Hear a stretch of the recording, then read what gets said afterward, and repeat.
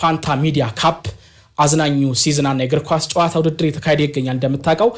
ዛሬም ጨዋታዎች ቀጥለው ይካሄዳሉ ዛሬ ቀን 10 ሰዓት ላይ ብስራት ኤፍኤም 101.1 ተወዳጁ ጣቢያ ከኢቢኤስ ጋር የሚያደርጉት ጨዋታ በጉጉት ይጠበቃል የመጀመሪያ ጨዋታችን ከሳይበርኛ ጋር ሁለታቻ ነበር የተለያየ ነው ዛሬስ የሚለው ጉዳይ ይጠበቃል የተወዳጁ ብስራት ኤፍኤም 101.1 አድማጮች ደግሞ 22 መክሊት ህንጻ በሚገኘው ሜዳ በመገኘት ድጋፋቸውን እንዲያሳዩ እንደዚሁ በአክብሮት እጠይቃለሁ ስለዚህ ተጠባቂ ጨዋታ ነው ከኢቢኤስ ጋር የምናደርገው ማለት ነው መልካም ውጤት ለተወዳጁ ብስራት ኤፍኤም 101.1 እንዲሆን እንመኛለን ወደ ውጭ መረጃዎቻችን እንደዚሁ እናልፋለን የስካይ ስፖርቱ ተንታኝ የቀድሞ የሊቨርፑል ተጫዋች የነበረው ጄሚ ካራገር ማንቸስተር ዩናይትድ ፉልሃምን 3-2 ካሸነፉ በኋላ ካሴሚሮን በማድነቅ አስተያየቱን ሰጥቷል ካሴሚሮ ወደ ማንቸስተር ዩናይትድ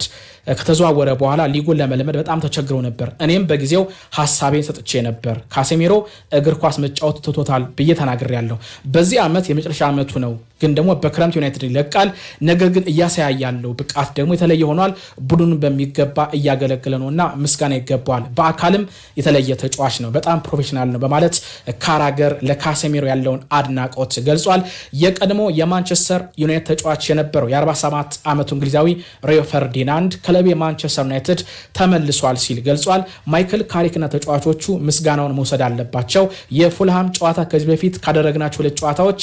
በጣም ከባድ ይሆናል ብዬ ጠብቄ ነበር ምክንያቱም ለትልቅ ቡድኖች ሁሌም በቀላሉ እጃችን አንሰጥም በሌሎች ቡድኖች ግን ነጥቦችን መጣል ተለማምደነው ነበር ዛሬ ግን አሸንፈናል ኦልድ ትራፎርድ ስቴዲየም ወደ ክብሩ ተመልሷል አሁንም ገና ነው ነገር ግን ደጋፊዎቹ በጨዋታው በድጋፍ ከቡድኑ ጋር ነበሩ ካሪክን ማመስገን አለብን በማለት ሪዮ ጋቢን ፈርዲናንድ በትዊተር ገጹ ሐሳቡን አጋርቷል ትሮይ ዲኒ የቀድሞ የዋትፎርድ ተጫዋች ነው አርሰናል ዋንጫውን ለማንሳት ተቃርቧል ሲል ገልጿል ሲቲ አስፈሪ ቡድን አይደለም ስለዚህ አርሰናልን ለዋንጫ መገመት ቀላል ነገር ሊሆን ይችላል ስለዚህ ሲቲ በጣም ድንቅ ነው አርሰናል ሊፎካከር የሚችል አንድም የእንግሊዝ ፕሪሚየር ሊግ ቡድን የለም የሚለው ትሮይ ዲኒ አርሰናል ዋንጫውን እንዲያሳካ እፈልጋለሁ ደግሞ እርግጠኛ ነኝ ብሏል ዩናይትድ እና ቼልሲ ጥሩ ላይ ናቸው ጥሩ ተንቀሳቅሰዋል ጥሩም ተነቃቅተዋል ቪላ ግን ከቢግ ፎር ሊወጣ ይችላል ሲል ትሮይ ዲኒ ሐሳቡን ገልጿል ወደ ዝውውር መረጃዎቻችን አለፍን በቼልሲ በጥብቅ ሲፈለግ የነበረው የ20 ዓመቱ ፈረንሳዊ የስታድ ሬን ተከላካይ ጀረሚ ዣኬ ሊቨርፑል ለመቀላቀል ተቃርቧል ተጫዋቹ ከቀናት በፊት ቼልሲ መቀላቀል እንደሚፈልግ መናገሩ ይታወቃል ነገር ግን የሊቨርፑል ሰዎች የሬን አመራሮችን በማነጋገር ዣኬን ለማስፈረም ወስነዋል የሬን አመራሮች የጠየቁትን 60 ሚሊዮን ዩሮ ተጨማሪ 10 ሚሊዮን ዩሮ የሚከፈል እንደዚሁ ሊቨርፑሎች አቅርበዋል በዚህም ጉዳይ እንደተስማሙ ተሰምቷል ጀረሚ ዣኬ ግን በሰኔ ወር ነው ሊቨርፑልን እንደሚቀላቀል የተነገረው ተጫዋቹ እጅግ በጣም ጥራት ያለው የማል ተከላካይ ነው ገና 20 ዓመቱ ላይ ይገኛል ስለዚህ በቀጣይ ሰኔ ወር ሊቨርፑልን ጀረሚ ዣኬ እንደሚቀላቀል ታውቋል አርሰናል የሚካኤል ሜሪኖ መጎዳትና ምናልባትም ተጫዋቹ እስከ ዓመቱ መጨረሻ ቡድኑ ላያገለግል ይችላል የሚለው መረጃ መውጣቱን ተከትሎ የአርሰናል አሰልጣኝ ሚኬል አርቴታ ከአንድሪያ ቤርታ ጋር በመነጋገር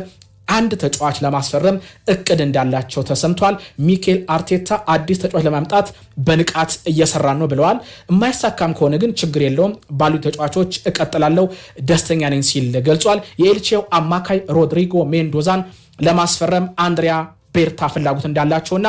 ለኤሊቼ አመራሮች ስልክ ደውለው እንዳነጋገሩ እንደዚሁ ታውቋል ተጫዋቹም ሮድሪጎ ሜንዶዛ